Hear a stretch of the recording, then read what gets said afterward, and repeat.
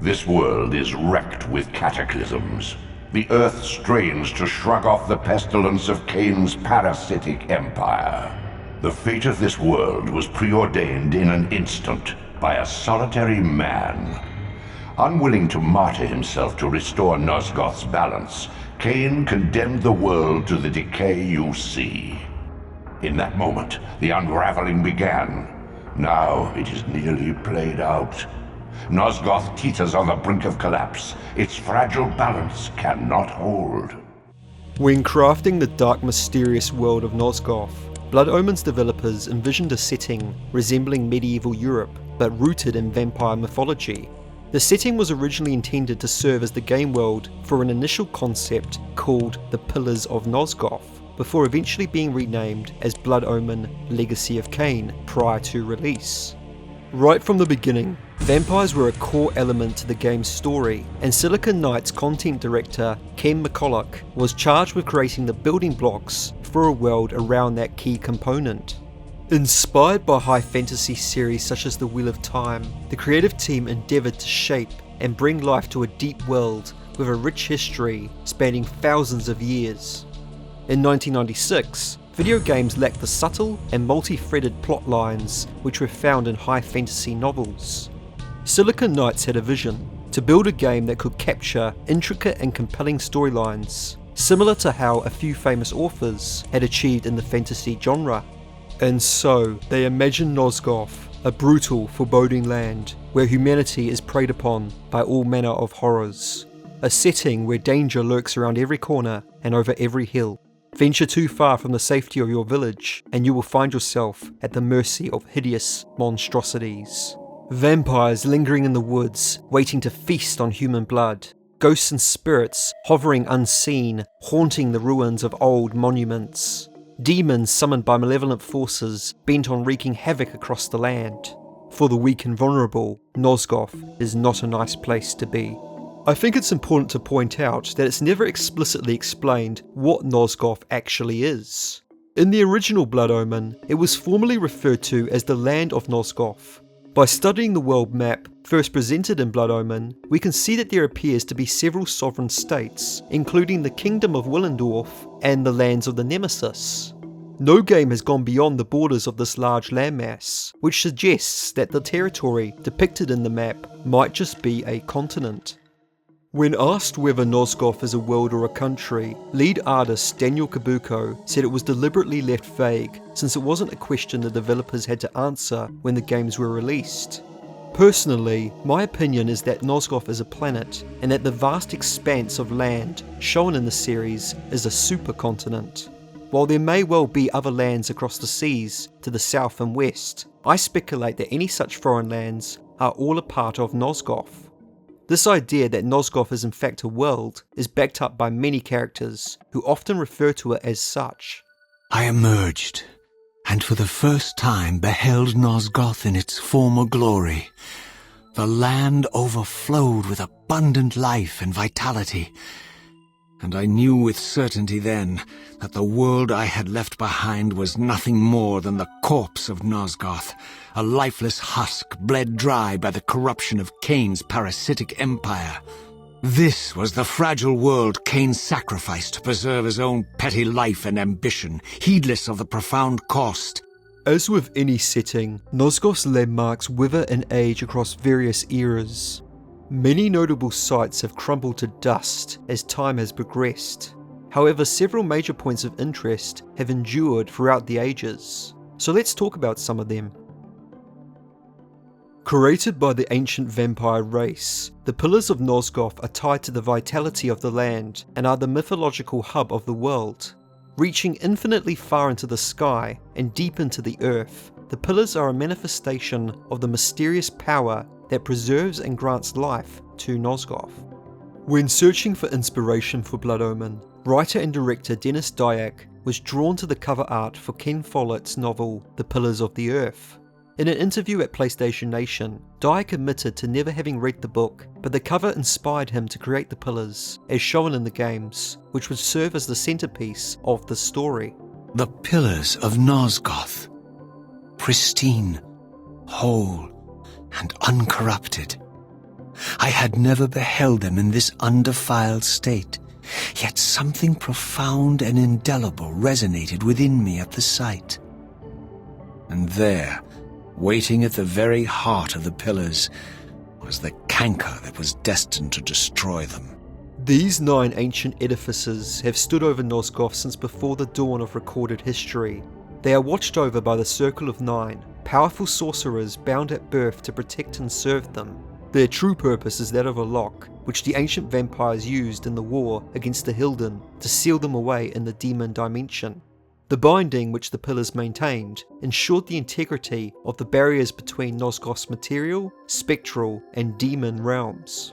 Now, I plan to go into greater detail regarding Nosgoth's realms in an upcoming video, but what's important to know is that there are at least 3 separate planes of existence which coincide with one another. There's the material realm, where physics behave as they normally do in our world. There's the spectral realm, which is a warped version of reality where the spirits of the dead roam. And finally, there's the demon realm, a plane of chaos. This is home to a multitude of demonic entities, and is the place where the Hylden were banished to. While the material realm is the main backdrop for the series, the spectral and demon realms both have significant roles in the narrative. The existence of these other realities also raises an interesting question. If the pillars are intended to act as a lock to prevent the Hylden from escaping their prison, then why should their presence affect the health of Nosgoth? My theory is that the ancients had to connect their seal to the natural laws which govern the world in order to create a nearly impenetrable binding. The pillars represent the principles which form the basis of Nosgoth's physics and magic system, including mind, dimension, conflict, nature, energy, time, states, death, and at the centre, binding them all together, balance. Thus, by linking the pillars to Nosgoth's primordial powers, the ancient vampires had effectively created a dimensional lock so strong the Hylden had no chance of breaking free, so long as the binding maintained its full strength. Of course, as we discover, the binding had a fundamental flaw. Each pillar is deeply interconnected with its chosen guardian. If a guardian falls to corruption, then their corresponding pillar also becomes tainted. When Ariel, the balanced guardian, was cruelly murdered, her death sent shockwaves throughout the circle. Upon discovering her body, Ariel's beloved, Nupraptor, the mentalist, descended into madness, and in his anguish, he unleashed a telepathic assault which infected the other guardians. From that point on, the entire circle had succumbed to his insanity. Now deranged, these sorcerers turned their powers to dark purposes. The pillars themselves suffered immediate repercussions as they began to crack and corrode, turning grey with corruption. Into this decaying world, Kain was born as Ariel's successor, ignorant of his intended role as balanced guardian. Once Kain murdered the 8 other guardians to restore their pillars, his hand faltered when it came to the last sacrifice. Rather than condemning himself to oblivion, Kain instead elected to rule the world in its damnation. This momentous decision triggered the pillars' collapse. With these once mighty columns now shattered and toppled, corruption seeped into the land like a poison, slowly but surely transforming it into the wasteland we see over a millennium later in Soul Reaver 1. Directly underneath the pillars is an ancient subterranean ruin. This complex set of hidden caverns stretches from the pillars to the swamp. The pillars descend underground here into a circular chamber, intersecting a platform engraved with arcane symbols. Water surrounds a dais, and murals depict beautiful imagery on the walls. Upon entering this chamber, Raziel speculated that it had been built when the pillars were first erected, and sealed shortly afterward, perhaps never having been seen by human eyes. For centuries, the humans believed the pillars belonged to them, and set out slaughtering vampires to cleanse the land. If they had searched deep underground, they may have discovered this place, and learned from the murals that they were killing the very architects of the pillars themselves. They may have also stumbled upon the inconceivable evil that had taken up residence here, for in this cavernous expanse, the Elder God lurked. Ah, my wayward child returns. Having unearthed more than you'd like, I suspect. What am I to make of these ruins that litter the land, and these images here in this chamber? Merely the deceits of a failed civilization. You are being misled, Raziel. This ancient race hoped to manipulate the future with these scrawled misdirections. You must tread carefully. There are dark forces at work in this world, bent on subverting your true destiny. I have no doubt of that. The question is, am I in their presence right now? During the events of Soul Reaver 2, Raziel would visit these subterranean ruins multiple times across different eras. It is interesting to note the changes that occur to this chamber throughout the ages. When Raziel returned in the post-Blood Omen era following the collapse of the Pillars, many features of the chamber were ruined. At this point in time, the Pillars stood as broken and smashed columns, held in place only by their connections to the ceiling and floor. The murals are heavily worn, and the bloated mass of the Elder God, much larger now than in earlier periods, is seen coiled around several pillars, reaching its tentacles above the water and placing them across the paintings. This all leaves Raziel with the impression that the Elder was attempting to obliterate the murals.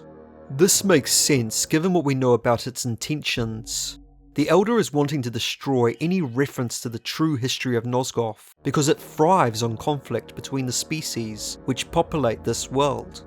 In keeping the inhabitants of Nosgoth unenlightened, it's able to feast on the souls of those who have died in needless wars driven by people in their ignorance. Aside from the main chamber, there is another notable room containing ruins of what appear to be a more primitive construction. A large statue can be found further on from the main chamber, which looks to be a symbolic representation of the Elder God.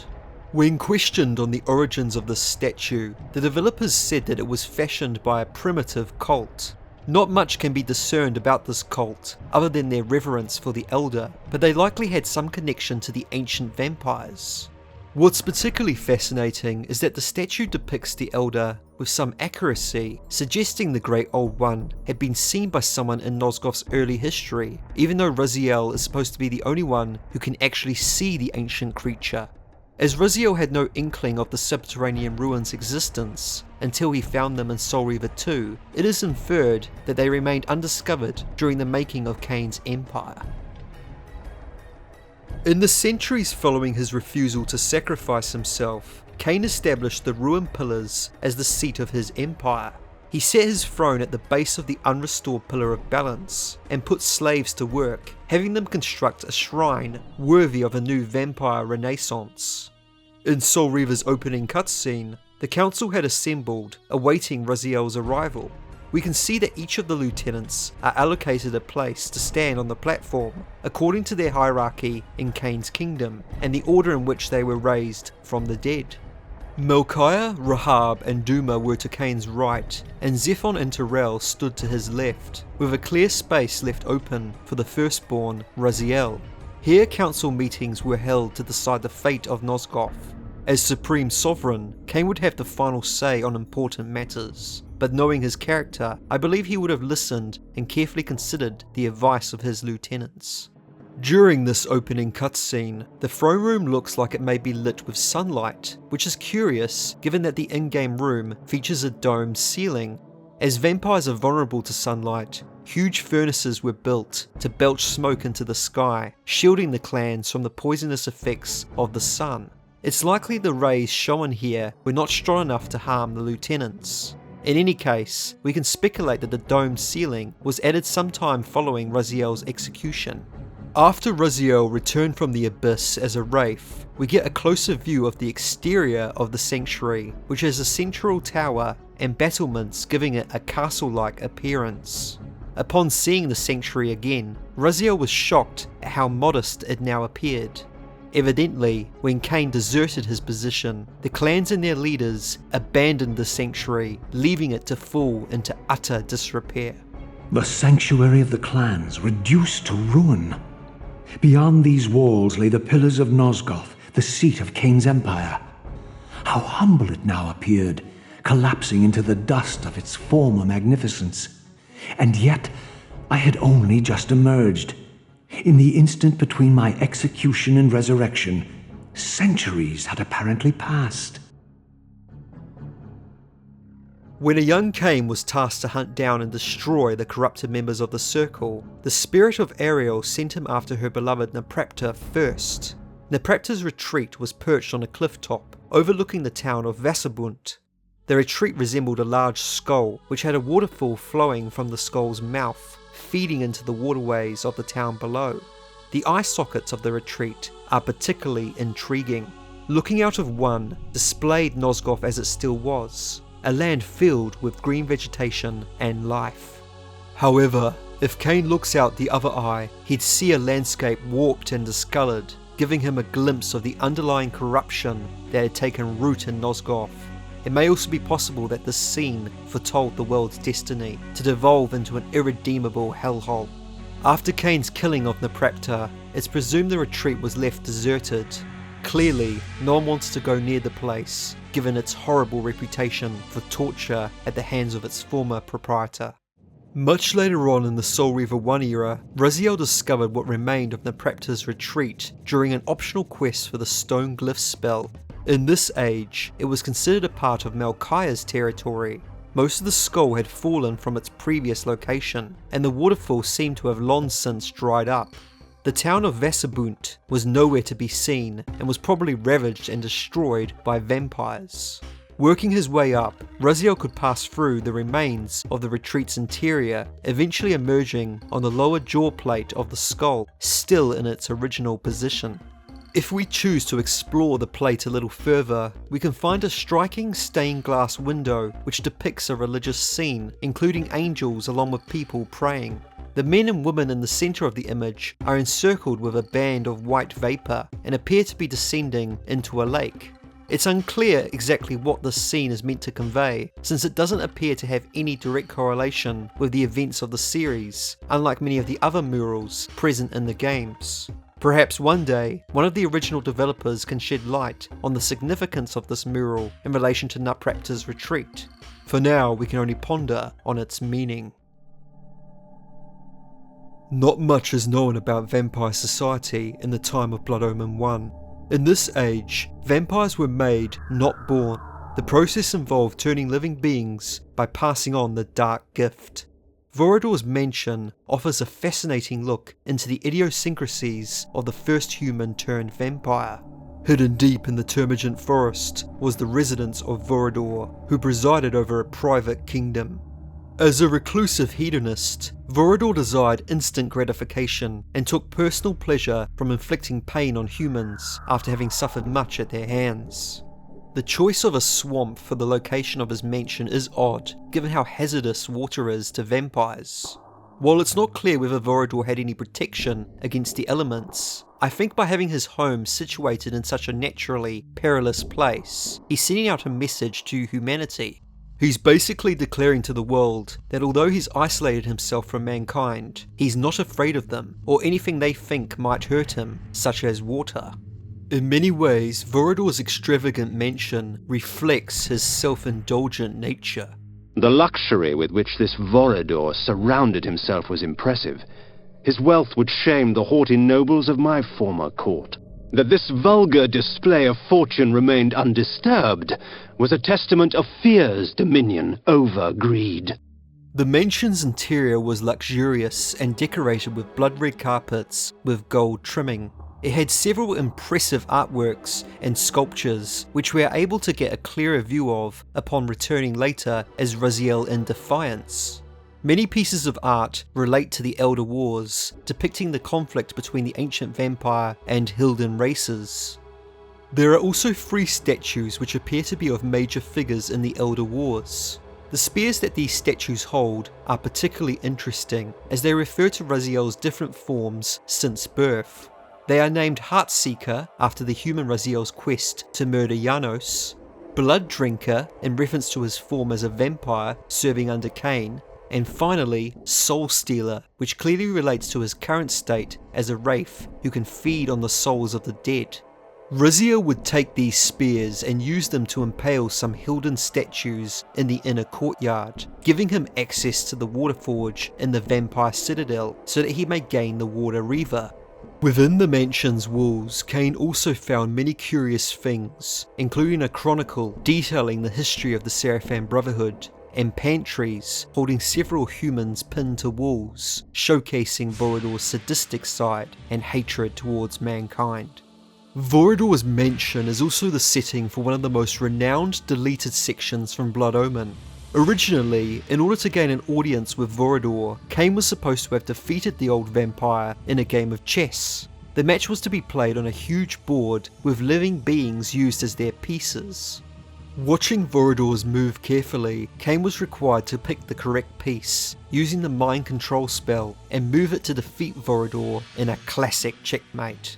This would result in all the pieces falling dead, allowing Kain access to the dining hall. However, failure to pick the correct move would result in all the pieces coming to life and turning on Kain, thus necessitating the need for him to fight his way out. Ultimately, the whole sequence was removed due to serious bugs and glitches in the programming.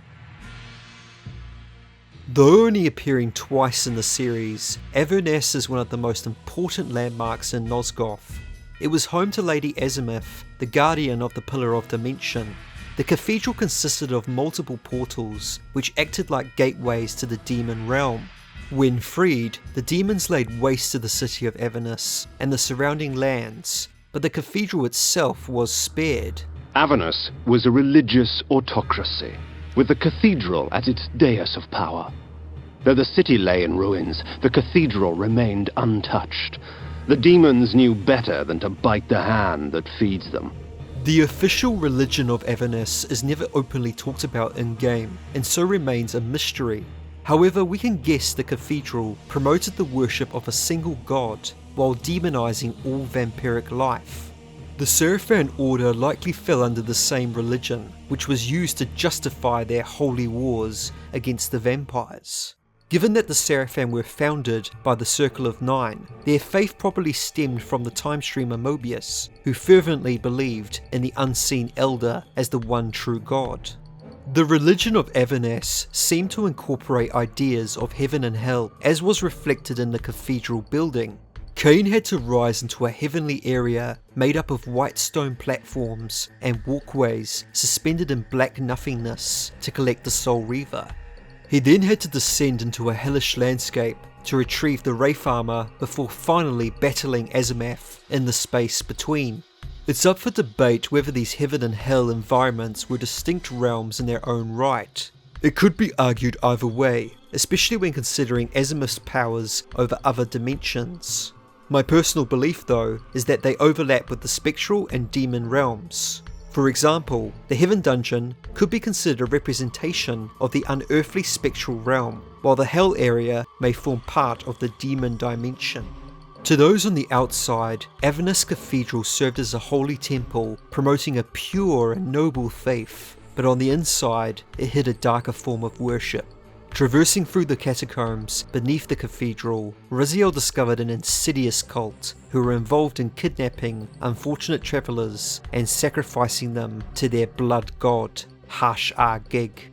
For the most part, the cult was unaware that this Hash-Ar-Gig was just a highly evolved vampire Tyrell from the distant future and a prisoner in the pit. In serving Hash-Ar-Gig, they were really serving the Hylden that possessed him. In fact, there is evidence to suggest that Avernus Cathedral used to be a prominent site belonging to the Hylden race. The painted imagery was unique in that it depicted the Elder Wars from the Hylden perspective. Needless to say, they certainly had a strong foothold here. As with much of the architecture in Nosgoth, the design of Avernus Cathedral was greatly influenced by medieval European cathedrals. Lead art director Daniel Kabuko confirmed as much when discussing the creation of Nosgoth's buildings. He said that as a general rule, vampire architecture followed Arabic designs, while human areas followed more European designs. Specifically, Avernus took inspiration from a combination of areas like Notre Dame and the Florence cathedrals. The catacombs underneath Paris with all the skulls was used for the Avernus Cathedral's under area. Now there are plenty of other landmarks that I wanted to cover, but unfortunately there just wasn't enough time to put them all into one video. Locations like Dark Eden and the Seraphan Stronghold are intriguing places I'd love to explore further, so expect more content on these areas soon. In essence, Nosgoth is a rich world with a deep mythology and backstory. Due to the way the forces of nature work, its very ecosystem will inevitably deteriorate over time. It gets so bad that in Soul Reaver, the humans are confined to one city up in the mountains, while the vampires are leaderless and starved, with the world becoming little more than a desert wasteland. However, while Nosgoth may be on the verge of collapse, hope remains, so long as there are people willing to stand up and fight for it. Before I go, I want to leave you with some powerful words from Kain. I always admired his thoughts in this scene because it encapsulates his life's journey, his insights on Nosgoth, and struggle to return balance to the world. Thanks for watching, and I'll see you next time.